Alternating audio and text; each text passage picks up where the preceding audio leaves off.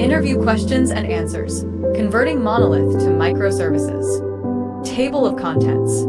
Question 1. Can you describe the overall thought process you follow when tasked with converting a monolithic application into microservices? Question 2. When you are tasked with converting a monolith into microservices, what is the first thing that comes to mind? Question 3. How do you choose which components of a monolithic application to convert into microservices? Question 4. What role does domain-driven design (DDD) play in converting a monolith to microservices? Question 5. How do you handle data management and consistency in a microservices architecture? Question 6. What strategies do you use to ensure that the migration from a monolith to microservices minimizes risks and maintains system stability? Question 7. How do you ensure that your microservices architecture remains scalable and maintainable over time? Question 8. What challenges might you face when converting a monolithic application to microservices, and how would you address them?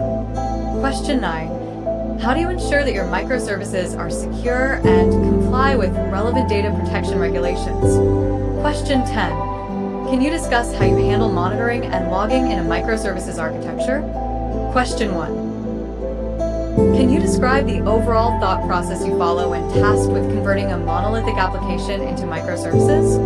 Converting a monolithic application to microservices is a multifaceted process that requires a structured approach. My thought process involves several key steps. Understanding the existing architecture. I start by thoroughly assessing the current monolithic system, including its architecture, codebase, dependencies, and performance metrics. This helps in identifying critical components and areas with high technical debt. Defining objectives. I establish clear business and technical goals for the migration, such as improving scalability, enhancing maintainability, or accelerating time to market. Designing the target architecture. Using principles like domain-driven design, DDD, I identify bounded contexts and define service boundaries that align with business domains. Assessing constraints. I evaluate both technical constraints, like legacy systems and infrastructure capabilities, and organizational readiness, including team structures and skill sets. Planning the migration strategy. I typically adopt an incremental approach, prioritizing high-impact services and possibly conducting a proof of concept to validate the strategy. Addressing cross-cutting concerns. Ensuring security, monitoring, logging, and resilience are integrated into the microservices architecture. Quality assurance and testing. Implementing comprehensive testing strategies and setting up CI/CD pipelines to maintain quality and facilitate continuous deployment. Deployment and infrastructure considerations. Leveraging containerization and orchestration tools to manage the deployment of microservices effectively. Managing data and transactions.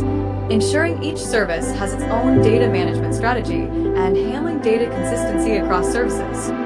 Handling legacy code. Gradually refactoring and modularizing the monolith to facilitate the extraction of microservices. Governance and standards. Establishing architectural guidelines, service contracts, and enforcing coding standards to maintain consistency. Continuous improvement.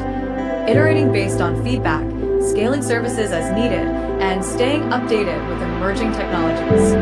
Risk management and cost considerations. Identifying potential risks and managing costs associated with the migration to ensure sustainability. This comprehensive approach ensures that the migration aligns with business objectives and results in a scalable, maintainable, and resilient microservices architecture. Question 2. When you are tasked with converting a monolith into microservices, what is the first thing that comes to mind? The first thing that comes to mind is understanding the existing architecture to identify service boundaries.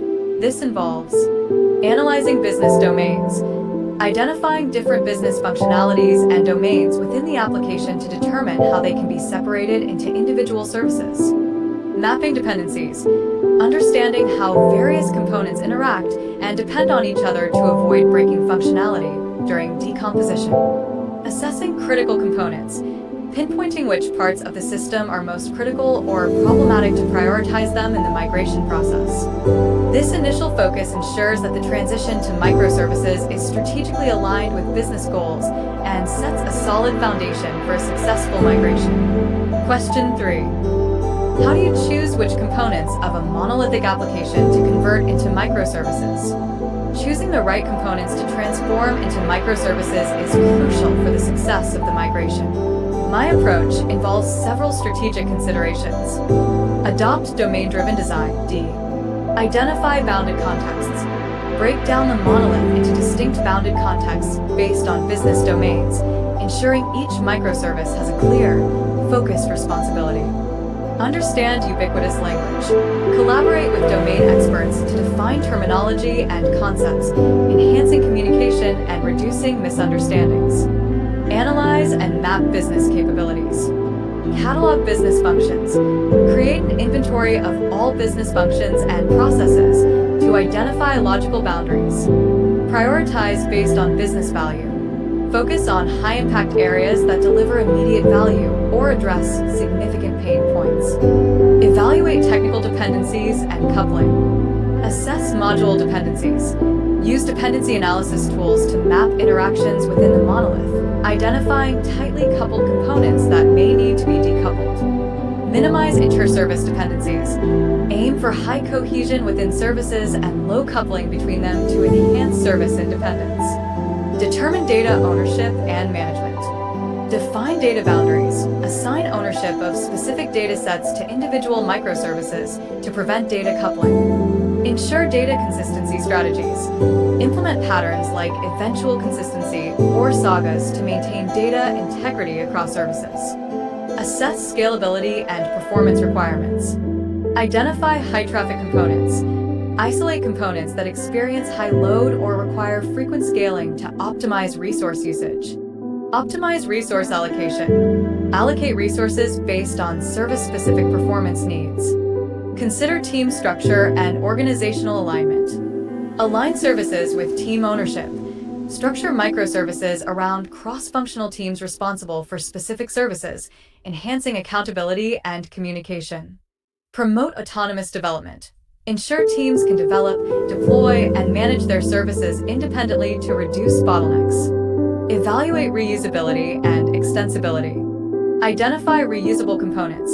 Spot functionalities that can be reused across different parts of the application or other applications to reduce duplication. Plan for future growth. Design services with extensibility in mind to accommodate future requirements and integrations. Assess technical feasibility and complexity. Evaluate implementation complexity. Consider the complexity involved in extracting a component into a microservice, including potential refactoring needs. Consider legacy constraints. Identify parts of the monolith that rely on legacy technologies to determine feasibility for migration. Determine independent deployment potential. Ensure autonomous deployment. Choose components that can be developed, tested, and deployed independently without requiring coordinated releases. Isolate failure domains. Select components where failures can be contained within the service to enhance system resilience. Leverage existing tools and patterns. Utilize microservices patterns. Apply established patterns like the Strangler pattern, API gateway, or circuit breaker to guide the decomposition process. Use decomposition techniques. Implement techniques such as gradual replacement to reduce risk and ensure system stability. Implement governance and standards. Define service contracts. Establish clear API contracts and data exchange formats for each microservice to ensure interoperability. Enforce coding and architectural standards. Set guidelines for code quality, security, and architectural principles to maintain consistency. Conduct proof of concept, POC. Validate service boundaries. Develop a POC by extracting a small, non-critical component to test the feasibility of the chosen approach. Refine strategies based on learnings. Use insights from the POC to adjust and optimize the overall migration strategy. Iterate and refine.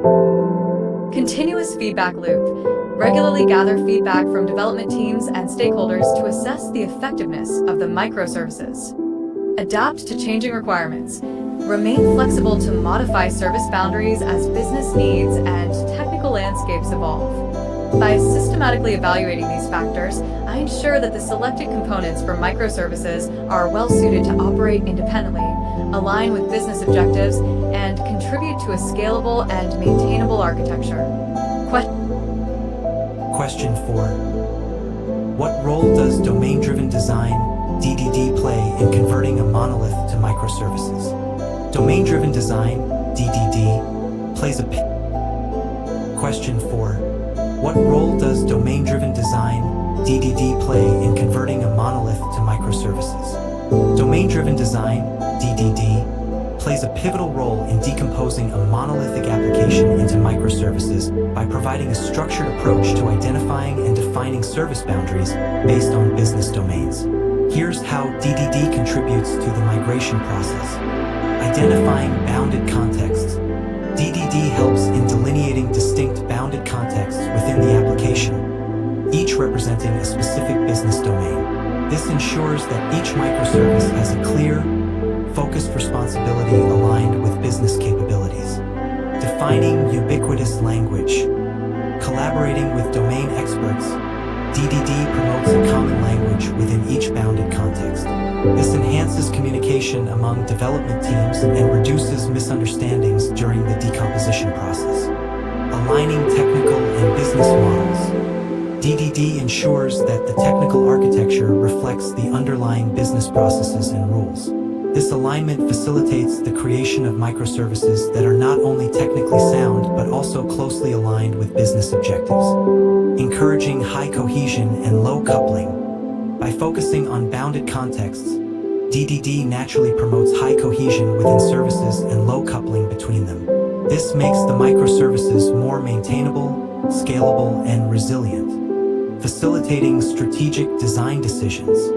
DDD provides strategic design patterns that guide decisions on how to split the monolith into services, manage data ownership, and handle inter-service communication. In summary, DDD serves as a foundational framework that ensures the microservices architecture is well-organized, business-aligned, and scalable, thereby increasing the likelihood of a successful migration from a monolithic structure. Question 5. How do you handle data management and consistency in a microservices architecture? Data management and consistency are critical considerations in a microservices architecture due to the decentralized nature of data ownership. Here's how I approach these challenges. Database per service. Each microservice maintains its own database, ensuring loose coupling and data independence. This prevents services from directly accessing each other's data, promoting encapsulation and autonomy. Define data boundaries. Assign ownership of specific datasets to individual microservices. This ensures that each service is responsible for managing its own data lifecycle, including CRUD operations. Data consistency strategies. Eventual consistency.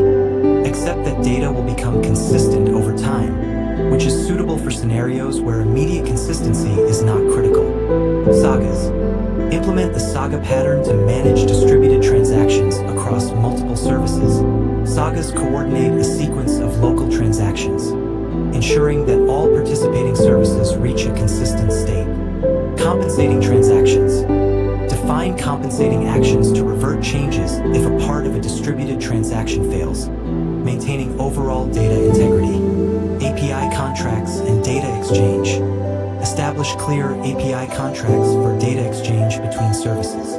Use standardized data formats and communication protocols, e.g., REST, gRPC, to facilitate seamless interactions. Event-driven architecture. Utilize event-driven mechanisms, such as message queues or event buses, to propagate changes across services. This supports asynchronous communication and enhances scalability. Service communication patterns. Synchronous communication. Used for real-time interactions where immediate responses are required.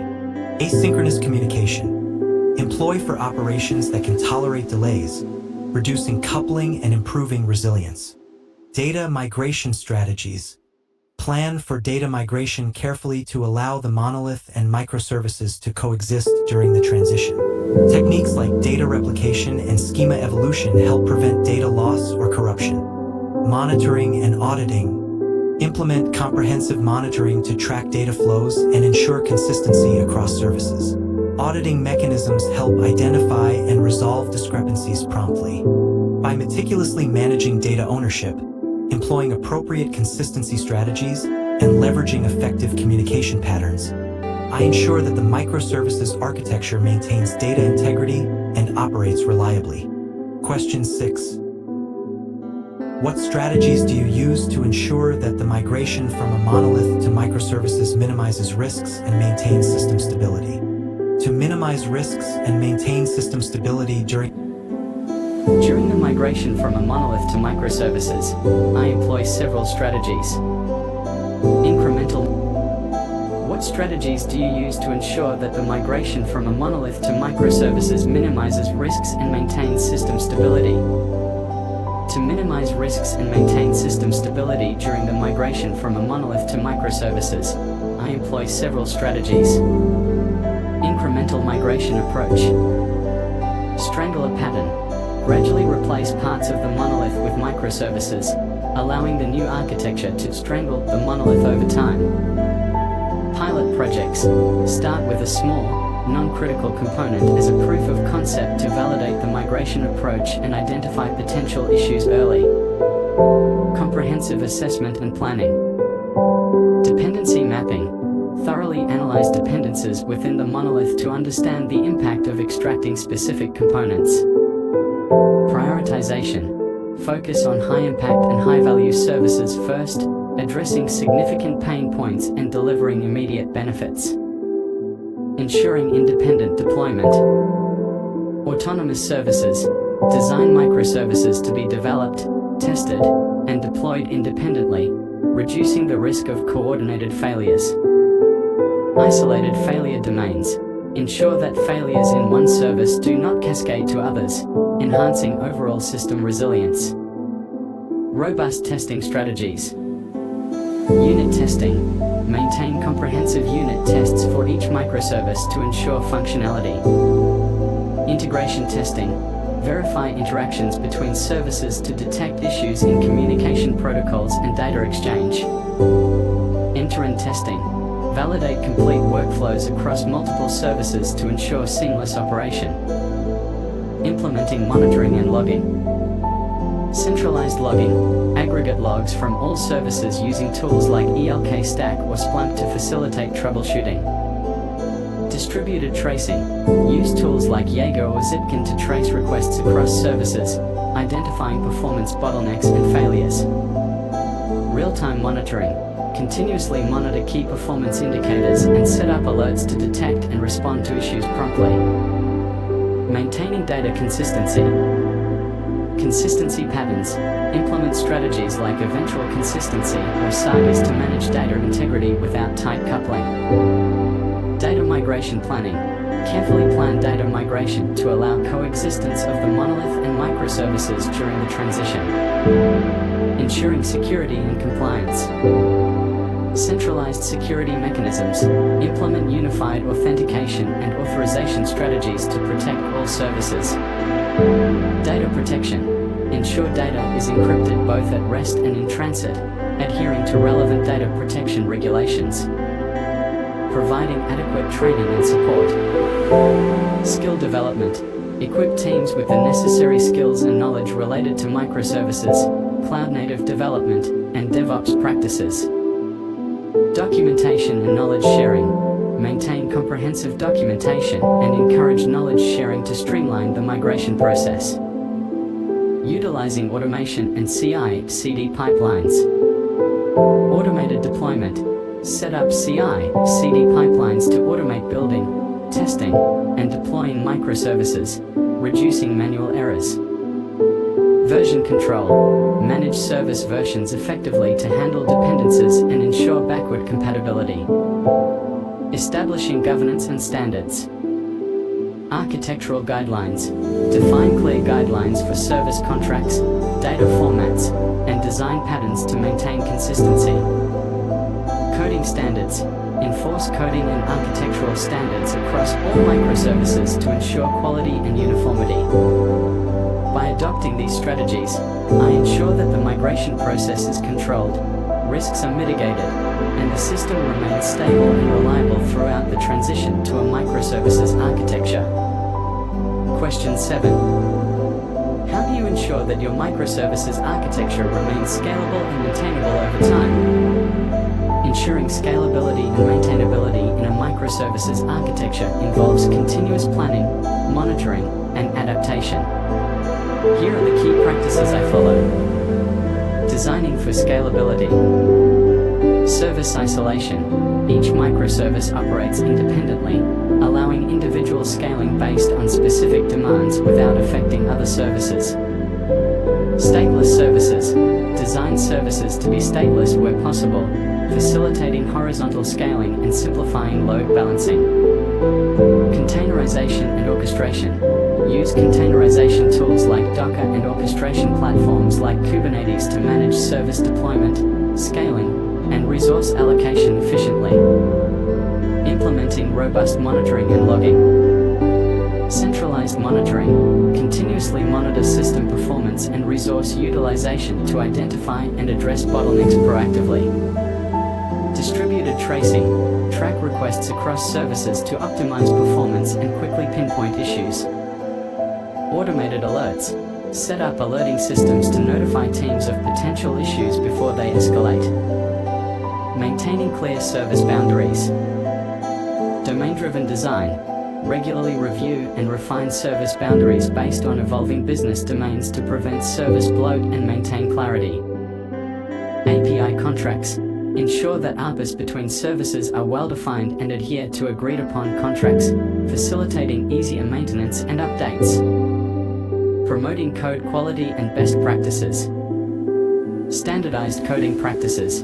Enforce coding standards and best practices across all teams to maintain consistency and quality. Comprehensive testing. Implement unit, integration, and end-to-end testing to ensure that services function correctly and changes do not introduce regressions. Facilitating continuous integration and deployment, CI/CD. Automated pipelines. Utilize CI/CD pipelines to automate building, testing, and deploying services, enabling rapid and reliable releases. Version control. Manage service versions effectively to handle dependencies and ensure backward compatibility. Enforcing governance and documentation. Architectural guidelines. Maintain clear architectural guidelines and principles to guide service development and evolution. Comprehensive documentation. Keep up-to-date documentation for each service, including APIs, data models, and deployment procedures, to aid maintenance and onboarding. Encouraging team autonomy and ownership. Cross-functional teams. Align teams with specific microservices, granting them ownership and responsibility for their services' scalability and maintenance. Continuous learning. Foster a culture of continuous learning and improvement, encouraging teams to adopt new tools and practices that enhance scalability and maintainability. Optimizing resource utilization. Autoscaling. Implement autoscaling policies to dynamically adjust resources based on real-time demand, ensuring optimal performance and cost efficiency. Resource monitoring. Regularly assess resource usage to identify opportunities for optimization and prevent over-provisioning. Adapting to changing requirements. Flexible architecture. Design the architecture to be adaptable, allowing services to evolve as business needs change without requiring significant overhauls. Feedback loops. Incorporate feedback from monitoring, user experiences, and team insights to continuously refine and improve the architecture. Implementing resilience and fault tolerance. Circuit breakers and retries. Use resilience patterns to handle failures gracefully and prevent cascading issues across services. Redundancy. Ensure that critical services have redundant instances to maintain availability during failures or high load periods. By adhering to these practices, I ensure that the microservices architecture remains scalable to handle growing demands and maintainable to facilitate ongoing development and enhancements. Question 8. What challenges might you face when converting a monolithic application to microservices, and how would you address them? Converting a monolithic application to microservices presents several challenges. Here's how I anticipate and address them. Complexity of decomposition. Challenge: identifying appropriate service boundaries without introducing excessive complexity. Solution: employ domain-driven design, DDD, to define bounded contexts and use domain expertise to guide decomposition, ensuring services are logically cohesive and loosely coupled. Managing inter-service communication. Challenge: ensuring reliable and efficient communication between numerous services. Solution: choose suitable communication protocols, example, REST, gRPC, based on service interaction needs, and implement patterns like API gateways and message queues to manage interactions effectively. Data consistency and management. Challenge: maintaining data consistency across distributed services without tight coupling. Solution: assign each service its own database to ensure data ownership and implement consistency strategies like eventual consistency or sagas to manage data integrity across services. Increased operational overhead. Challenge: handling the complexities of deploying, monitoring, and maintaining multiple services. Solution: leverage containerization, example, Docker, and orchestration tools, example, Kubernetes, to manage deployments, and implement centralized monitoring and logging systems to streamline operations. Ensuring security across services. Challenge: securing multiple entry points and managing authentication and authorization consistently. Solution: implement centralized security mechanisms, such as OAuth 2 for authentication, and enforce consistent security policies across all services. Cultural and organizational changes. Challenge: shifting from a centralized development model to autonomous, cross-functional teams. Solution: promote a DevOps culture that encourages collaboration between development and operations teams, and provide training to equip teams with the necessary skills for microservices development and management. Handling legacy code and technical debt. Challenge: migrating or refactoring legacy code that may not be designed for modularization. Solution: gradually refactor the monolith to make it more modular, using the strangler pattern to incrementally replace monolithic components with microservices, thereby reducing technical debt over time. Ensuring reliable testing and quality assurance. Challenge: implementing comprehensive testing strategies across distributed services. Solution: develop robust testing frameworks that include unit, integration, and end-to-end tests, and integrate these into CI/CD pipelines to maintain quality and detect issues early. Managing deployment complexity. Challenge: coordinating deployments of multiple services to ensure system stability. Solution: utilize automated deployment pipelines and orchestration tools to manage deployments efficiently, allowing for independent and continuous delivery of services. Cost implications. Challenge: increased infrastructure and operational costs associated with running multiple services. Solution: optimize resource utilization through strategies like autoscaling and efficient container management, and monitor costs continuously to identify and address inefficiencies. By proactively identifying these challenges and implementing strategic solutions, I can effectively navigate the complexities of migrating from a monolithic architecture to a microservices-based system, ensuring a smooth and successful transition. Question 9. How do you ensure that your microservices are secure and comply with relevant data protection regulations? Ensuring security and compliance in a microservices architecture involves a multi-layered approach that addresses both individual services and the overall system. Here's how I achieve this. Centralized authentication and authorization. OAuth 2 and OpenID Connect implement standardized protocols for authentication and authorization to manage access across all services.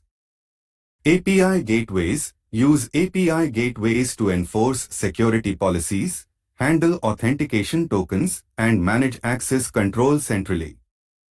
Secure communication. Encryption. Ensure all data in transit is encrypted using protocols like TLS/SSL to protect against interception and tampering. Mutual TLS. Implement mutual TLS for service-to-service communication to verify the identities of both parties. Data protection. Encryption at rest. Encrypt sensitive data stored in databases and other storage systems to protect against unauthorized access. Data masking and tokenization. Use techniques like data masking and tokenization to protect sensitive information within services. Implementing security best practices. Least privilege principle. Grant services and users the minimum level of access necessary to perform their functions. Regular security audits. Conduct periodic security assessments and penetration testing to identify and address vulnerabilities. Secure coding practices. Enforce secure coding standards to prevent common vulnerabilities such as SQL injection, cross-site scripting, XSS, and others. Compliance with data protection regulations. GDPR, HIPAA, etc. ensure that data handling practices comply with relevant regulations by implementing necessary controls, data residency requirements, and consent management. Data governance. Maintain clear data governance policies to manage data lifecycle, access, and usage in accordance with legal requirements. Monitoring and logging. Centralized logging. Aggregate logs from all services to monitor for suspicious activities and facilitate forensic analysis. Real-time monitoring. Use security information and event management (CM) systems to detect and respond to security incidents promptly. API security. Rate limiting and throttling. Protect services from abuse and denial of service attacks by implementing rate limiting. Input validation. Validate all inputs to services to prevent injection attacks and ensure data integrity. Service isolation. Network segmentation. Isolate services within network segments to limit the potential impact of a compromised service. Container security. Secure container environments by minimizing base images, regularly updating dependencies, and scanning for vulnerabilities. Continuous security integration. DevSecOps practices. Integrate security into the CI/CD pipeline, automating security checks and vulnerability scanning as part of the development process. Automated compliance checks. Use tools to automatically verify compliance with security policies and regulations during deployments. Incident response planning. Preparedness. Develop and maintain an incident response plan to address potential security breaches effectively. Regular drills. Conduct regular drills and simulations to ensure readiness in the event of a security incident. By implementing these comprehensive security measures and continuously monitoring and updating them, I ensure that the microservices architecture remains secure and compliant with all relevant data protection regulations. Question 10. Can you discuss how you handle monitoring and logging in a microservices architecture? Effective monitoring and logging are essential in a microservices architecture due to its distributed nature. Here's how I manage these aspects. Centralized logging. Log aggregation tools. Utilize tools like the Elk Stack, Elasticsearch, Logstash, Kibana, or Splunk to collect and aggregate logs from all microservices into a centralized repository. Structured logging. Implement structured logging. Example, JSO format to ensure consistency and facilitate easier parsing and analysis. Distributed tracing. Tracing tools. Use tools like Jaeger or Zipkin to trace requests as they traverse through multiple services, providing visibility into the flow and identifying bottlenecks or failures. Correlation IDs. Implement correlation IDs to link logs from different services involved in the same transaction, enabling comprehensive traceability. Real-time monitoring. Monitoring. Metrics collection. Health checks and heartbeats. Employ monitoring solutions like Prometheus or Grafana to collect and visualize key performance indicators, KPIs, such as response times, error rates, and resource utilization. Dashboards. Create dashboards that provide real-time insights into system health, performance trends, and service-specific metrics. Alerting systems. Automated alerts. Set up automated alerts based on predefined thresholds or anomalies in metrics to notify teams of potential issues before they escalate. Integration with communication tools. Integrate alerting systems with communication platforms like Slack or PagerDuty to ensure timely notifications. Health checks and heartbeats. Service health endpoints. Implement health check endpoints in each microservice to report their status, which orchestration tools like Kubernetes can use to manage service availability. Heartbeat mechanisms. Use heartbeat signals to monitor the operational status of services and detect failures promptly. Error tracking and management. Error monitoring tools. Utilize tools like Sentry or Rollbar to track and manage errors across services, providing detailed information for debugging and resolution.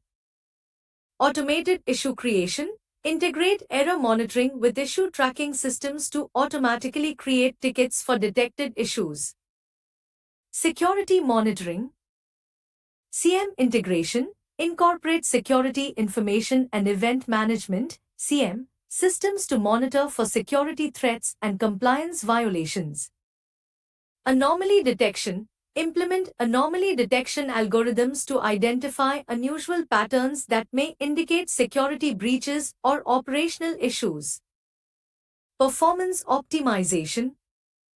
Resource utilization monitoring. Track CPU, memory, and network usage to optimize resource allocation and ensure efficient performance. Latency tracking. Monitor latency at various stages of request processing to identify and address performance bottlenecks. Retention and archiving. Log retention policies. Define policies for log retention and archiving to balance between storage costs and the need for historical data analysis. Data privacy compliance. Ensure that log data handling complies with data privacy regulations by anonymizing or encrypting sensitive information. Continuous improvement. Feedback loops. Use insights from monitoring and logging to continuously improve system performance, reliability, and user experience. Regular audits. Conduct regular audits of monitoring and logging configurations to ensure they remain effective and aligned with evolving system requirements. By implementing a comprehensive monitoring and logging strategy, I ensure that the microservices architecture remains transparent, manageable, and capable of delivering reliable performance.